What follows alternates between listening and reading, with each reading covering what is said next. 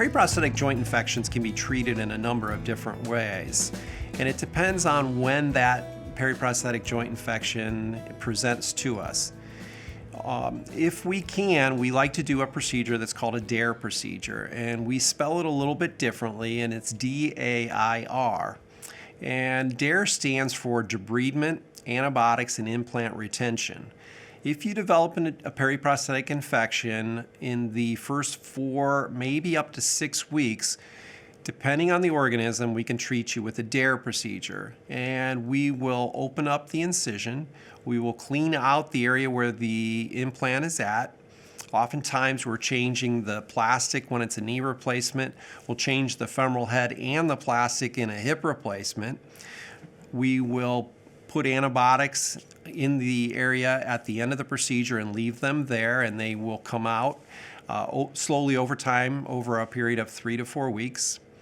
We will use antimicrobial solutions, and we have a variety of different things. Oftentimes they're very similar to what you use at home, and those things are going to be alcohol, hydrogen peroxide, and lots of water that we flush through that's sterile.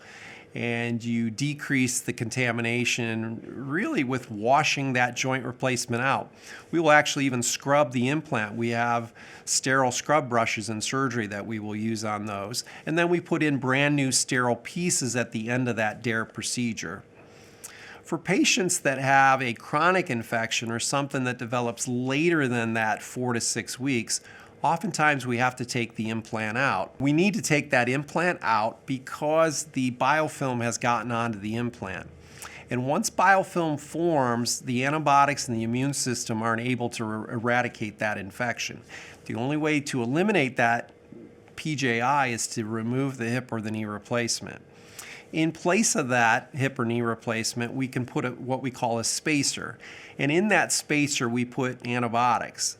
Oftentimes, the antibiotics are loaded into either the cement or into calcium sulfate beads. And both of those will allow the antibiotics to come back out over a period of somewhere between 4 and 6 weeks.